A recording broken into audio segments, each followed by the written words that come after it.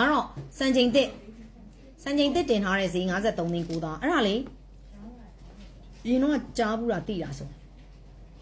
tôi phải lùi lấy số đó mình khi tiêu bị toa cha này tiêu bị toa này là sao con nhà mẹ bà biết nhà biết để bán nhà số toa cha này mà lá đi ăn công cụ này tụi đi này bán đi này nhà này lùi đi toa cha rồi hồi nhau toa số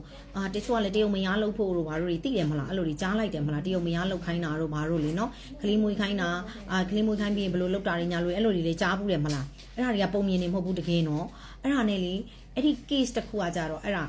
mix với nhau cả biển điều biển là ấy mình cái lý đi anh đi toa rồi alo bỏ đi lùi về lý đi bỏ về khóng lý đi bỏ đi lùi sẽ sẽ cũng là sẽ đi lùi lý đi bỏ về khóng lý đi còn mà lý đi khai đi mà nhói về đấy này nhân giống bỏ lý thì là cũng nhà mà tầm nhiều em học bù bỏ sorry chui thì là sorry chui nô đi chạy sorry chui bị đói nhẫn đi solution tụi bạn sao taoဆိုင်အဲ့ဒီဟာလေစားတောက်ဆိုင်ညနေဆိုလို့ရှိရင်အဲ့စားတောက်ဆိုင်လူကုန်နန်းနေပေါ့လေလာစားတဲ့စားတောက်ဆိုင်အဲ့စားတောက်ဆိုင်လူကုန်နန်းနေလာစားတဲ့စားတောက်ဆိုင်မှာအဲ့အလဲဒီလိုစားတောက်ဆိုင်ဒီလိုစပွဲဝိုင်းနေရဲ့ဒီလိုအလဲမှာ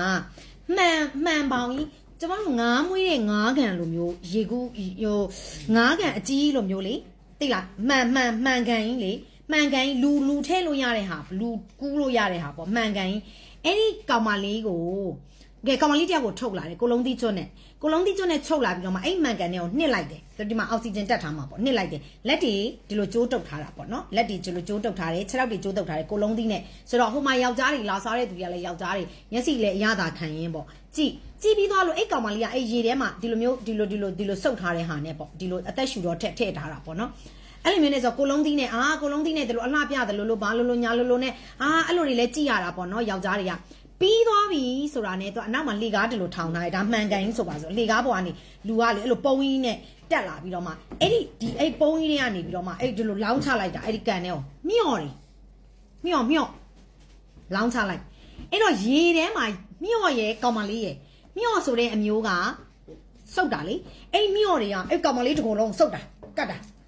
တ်ပြီးတော့မှသွေးကိုစုပ်ပြီးတော့မှမျော့တွေကသွေးဝါသွားရင်ဖတ်နဲ့ကွာကြတော့ကွာသွားတဲ့ကောင်မလေးကိုကနေကွာသွားတဲ့မျော့တွေကိုအပေါ်ကနေစကားနဲ့ပြန်ခတ်တာပြန်ခတ်ပြီးတော့မှအဲ့ဒီအရက်ဝိုင်းကသူတွေကိုတဲတာအဲ့ဒီလူသွေးဒီစုပ်ထားတဲ့ဟာ तू ကယောက်ျားကာမအတွက်ကောင်းနေအရွယ်တင်နှုတ်ပြိုတယ်ဆိုပြီးတော့မှအဲ့ဒီလူသွေးခုနစုပ်ထားပြီးတော့မှဖတ်ဆိုကွာသွားတဲ့မျော့ကနေမျော့ကိုအရှင်စားတာဟိုတရုတ်တွေကအဲ့လိုလာတဲ့သူတွေကအဲ့လိုအဲ့ကောင်မလေးကအဲ့မျော့တွေလဲသွေးတွေစုံမျော့တွေကလဲဖတ်ကွာပြီးတော့အဲ့ကောင်မလေးကလဲသတိလစ်သွားပြီးသွားလို့ရှိရင်အဲ့ကောင်မလေးကိုပြန်ဆဲတင်သွားနောက်နေ့ပြန်အစာကျွေးလာနောက်တစ်ယောက်ပေါ့အဲ့လိုမျိုးတွေနဲ့လှုပ်ပြီးတော့မှဒီကောင်မလေးတွေကဒီသွေးတွေကိုမရတော့ဘူးမလဲပတ်နိုင်တော့ဒီအလုပ်ကိုလုပ်လို့ကောင်းမရတော့ဘူးဆိုလို့ရှိရင်တို့ကဘာဖြစ်တယ်လဲဆိုတော့လူကုန်ကူးတဲ့စီတွေကိုပြန်ရောင်းပလိုက်တာတဆင့်ပြန်ရောင်းပလိုက်တာအဲ့ဒါတော်ကိုထွန်းကားနဲ့တကယ်ကိုရှိတာသိလားဒါကြောင့်မလို့နိုင်ငံသားအလုပ်သွားလုပ်ရမယ်ဆိုတိုင်းလဲအထင်မကြီးကြနဲ့အဲ့ဒါတကယ်နော်အဲ့ဒါတကယ်ဆိုတော့လေသတိထားကြဖို့ပြောပြတာနိုင်ငံသားအလုပ်သွားလုပ်ရမယ်ဘလို့ပဲချမ်းသာဆိုပြီးတော့မှပြောကြတိုင်းလဲအထင်မကြီးကြနဲ့ဘာသာစကားအခက်ခဲတွေရဲ့နော်ဟာတခါတည်းကိုလေကုရကဲရမယ်နော်ဘယ်သူမှမကဲနိုင်ဘူးဘယ်သူမှမကူနိုင်ဘူးအဲ့တော့ပတ်စံဘလောက်ရပါမယ်ဘယ်ရွေးရပါမယ်ဆိုပြီးတော့မှဆွဲလို့မြန်မရောက်လိုက်နဲ့ဘယ်နိုင်ငံသားကမှကို့မြန်မာနိုင်ငံသားကိုချက်လာပါကြီးရဲ့အမလီကဲတင်ရပါကြီးရဲ့ဆိုပြီးတော့မှဘယ်သူမှမကဲတင်ဘူးအာရအားလုံးဟာအလွတ်သဘောမရှိဘူးနော်သိလားအဲ့လိုမျိုးနဲ့ပြီးသွားပြီဆိုရင်သူတို့ကအဲ့လူကုန်ကူးတဲ့သူကဘာလုပ်လဲဆိုတော့ကလီစာတွေကိုပြန်ရောင်းစားတာပြီးသွားပြီဆိုရင်အစုပ်ကြောက်ကနှလုံးအဲ့လိုကလီစာတွေကိုပြန်ပြီးတော့မှလုပ်တော့အမသွားစမုံတုံးသွားဘုံကသိရောနောက်ဆုံးအဲ့လိုတွေနော်အဲ့ဒါတကယ်ကိုမှရှိတာကဲထုတ်ရတာအများကြီးတွေအဲ့လိုမျိုးတွေတကယ်ဖြစ်စဉ်ဖြစ်ရက်တွေရှိခဲ့တာနော်ဒါကြောင့်မလို့လေတတိထားရင်ဒါမဲ့ဒီခေတ်ကပြောရတာခက်တယ်နော်တကယ်ကြုံဘူးမှကလီစာပဲရောင်းဝယ်လုပ်တာနော်ပြီးရင်အဲ့ဒါလေအဲ့လိုလှုပ်ပြီးသွားပြီဆိုတာနဲ့တို့ကအဲ့ကလီစာရောင်းတဲ့စီတွေကိုအဲ့လိုမျိုးတွေရောင်းပလိုက်တာအဲ့ကလီစာတွေနော်အဲ့လိုမျိုးတွေဆိုတော့လေပြောပြလို့ရှိလို့ရှိရင်လေပြောရတာခက်တယ်လူတွေကလေဟိုလောဘနဲ့ဖုံးနေတဲ့အချိန်ကြလို့ရှိရင်မမြင်ဘူးပေါ့နော်နားမပေါက်ဘူးနားမတိုးဘူးပေါ့လေနိုင်ငံသားဆိုအရန်ထင်ကြီးတယ်ဆိုတော့ဟုတ်ပါတယ်ကျွန်တော်တို့ပြည်တွင်းမှာလည်းအခက်ခဲတွေရှိတဲ့ခါကျတော့နိုင်ငံသားသွားပြီးတော့မှလှုပ်ချင်ကြတဲ့ဆိုတော့မျောလင်းချက်ကလေးပေါ့နော်ဒါပေမဲ့အဲ့မျောလင်းချက်ကလေးကိုလောဘနဲ့ဖုံးပြီးတော့မှဘာမှမမြင်လောက်အောင်ဖြစ်ပြီးတော့မှတော့မဆုံးဖြတ်လိုက်ကြနဲ့တိတိကျကျလီလာစုံစမ်းတိချာနဲ့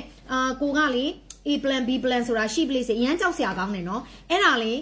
တကယ်ငရင်နော်တကယ်ငရင် အဲ့လိုမျိုးတကယ်ငရဲဆိုတော့လေဟိုတကယ်အဖြစ်ပြက်တကယ်ငရဲနော်အဲ့ဗီဒီယိုကြည့်ဘူးတဲ့ကောင်မလေးတွေကိုအဝကျွေးပြီးတထေးတွေလာရင်ခေါ်ထုတ်ပြီးရေကူးကန်နဲ့ထဲမြော့သွေးဆုပ်ခိုင်းတယ်နော်မမတကယ်အဲ့ဒါတကယ်ငရဲတွေအဲ့လိုမျိုးတွေရှိတယ်ဆိုတော့လေဒီအခုခေတ်ကလေးတွေဆိုတော့ကျမတို့ဒီမျိုးပေါ်ကပတ်စံရှိတဲ့သူတွေပတ်စံတက်နိုင်တဲ့သူတွေကတော့ပညာရေးနဲ့သွားကြတာပေါ့ကျောင်းသွားတင်စာသွားဖတ်တယ်ဆိုပြီးတော့မှငွေလန်းခင်းပြီးသွားတော့အဆင်ပြေကြတယ်ဒီလိုမျိုးပေါ့အခြေခံလူတန်းစားနဲ့ဒီလိုမျိုးပေါ့လေဘာမှတိတ်မသိတဲ့နယ်ဘက်တွေဘာတွေညာတွေလူတွေကြတော့ဒီလိုပွဲစားတွေရဲ့စကားတွေကိုယုံပြီးတော့မှပါတာနော်အခုဆိုလေအများကြီးပဲထိုင်းတက်တယ်ဟာထိုင်းသွားလှုပ်တယ်ဆိုအဆင်ပြေပြီးမှတ်တာနော်ဆိုတော့ဟိုမှာထိုင်းသွားလို့တိုက်တောင်မမြင်ဘူးကားတောင်မမြင်ဘူးပဲနဲ့တခါတည်းကိုလေစက်ယုံနေရနေပြီးတော့မှမထွက်ရပဲနဲ့လုံရတာလောက်ခလာစားတွေမရနော်အရိုက်ခံရအနှက်ခံရနောက်တစ်ခါလေးငါးဖမ်းလီတွေကိုရောင်းစားခံရတယ်ငါးဖမ်းလီတွေမှာဆေးတွေကျွေးပြီးတော့မှလှုပ်ခိုင်းတယ်တကယ်နော်အဲ့ဒါတွေကတကယ်ရှိတာဒါကြောင့်မို့မိဘတွေကလည်းလေကိုသားသမီးတွေကိုလက်လွတ်စပယ်နဲ့မလွတ်လိုက်နဲ့သိလားဘာပဲဖြစ်ဖြစ်ကိုတိုင်းပြည်မှာစိုးတယ်ဆိုတာကသူများတိုင်းပြည်မှာစိုးတာထက်ဆိုင်တော်သေးတယ်သိလားတကယ်နော်အဲ့ဒါတကယ်ဒီလိုမျိုးစာပေပညာမရှိတဲ့သူတွေအတိုင်းဝိုင်းမရှိတဲ့သူတွေဆိုဘဝဆုံးရောအဆက်တွေလည်းမရတော့ပြီးရောဘဝဆုံးရောနော်ဘလို့ပြန်ဆက်တွေမှာလဲဘလို့လုပ်လို့ရမှာလဲနော်အဲ့ဒါမပြောနဲ့လွန်ခဲ့တဲ့15နှစ်လောက်ကကျွန်မတငယ်ချင်းကျွန်မနဲ့တက္ကသိုလ်မှာအတူတူတက်တဲ့တငယ်ချင်းကလေး2ယောက်ရှိသွားပြီစင်ကာပူမှာလှုပ်သွားလုပ်မယ်ဆိုပြီးသွားတာအဲ့ဒီခေတ်ကစင်ကာပူမှာဒီလိုမျိုးတွေမပွင့်လင်းသေးဘူးအိမ်အကူလုပ်မယ်ဆိုပြီးတော့မှသွားတာအဲ့ဒီအေဂျင့်ကဟိုလဲရောက်သွားပြီးတော့အဲ့လိုပဲအခန်းတကားပိတ်ထားတာအခန်းတကားပိတ်ပြီးတော့မှသူတို့ဒီသိလားကျွေးတာမသိသမီးမသိရင်ကျွေးပြီးတော့မှလေတော်တော်ကိုဒုက္ခတွေရောက်ပြီးတော့မှမနေတော့ပါဘူးပြန်มาမယ်လဲဆိုတော့အယော်တောင်းတဲ့ပတ်စံက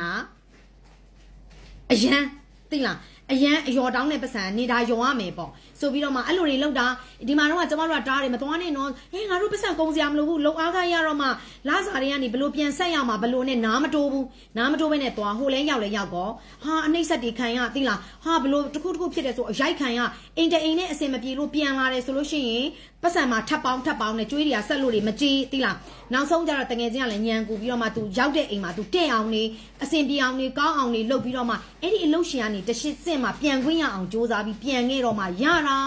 သိလားအဲ့ဒါနော်အသက်ကြီးနေပြီကလေး2ယောက်အမေဖြစ်တာတော့မှအဲ့လိုဇင်းထဲခံရပြီအဲ့လိုအညာခံရသေးတယ်နောက်ဆုံးတော့မှပြန်ရောက်လာတယ်ပေါ့လေဒုက္ခတွေနဲ့အဲ့လိုမျိုးတွေဖြစ်တာအဲ့တော့စင်ကာပူသွားလိုက်လို့လေစင်ကာပူမှာနေမမြင်လားမမြင်ရဘူးအဲ့လိုပိတ်ထားပြီးတော့မှအဲ့လိုလုပ်တာအရင်တော့ကအခုပဲထိုင်းဆိုလေဒီလိုပဲဒါကြောင့်အယုံမလွယ်ကြနဲ့ဟိုငွေရှိတဲ့လူတန်းစားကိုကျွန်မမပြောပါဘူးပတ်စံမရှိတဲ့လူတန်းစားလေးတွေကိုပြောပြတာအောက်လန်းနေရဆိုရင်တော့ပြောမနေနဲ့တော့အစင်တောင်းတွဲတွေကိုသွားပြီးတော့မှလေဟာလမ်းမှာပဲအသက်ပြောက်သွားတဲ့သူတွေလည်းအများကြီးเนาะအမျိုးသောအခက်ခဲတွေနဲ့ဒါကြောင့်မလို့လေအတိတတိလေးနဲ့စင်ញညာလေးနဲ့လုံးကြကျွန်တော်တို့ပြည်တွင်းမှာလည်းအခြေအနေလေးကဟိုဟာဖြစ်ပါတယ်ဒါပေမဲ့လည်းလေဟိုဘလို့ခေါ်မလဲအေး live ကကြာသွားတာတော့လုံးဝကြာသွားလားပြည်တွင်းမှာလည်းအခြေအနေလေးမကောင်းပါဘူးเนาะခက်ခဲကြပါတယ်ဒါပေမဲ့ပြပပို့ဆိုးပါတယ်အဲ့ဒါလေးပြောချင်တာเนาะ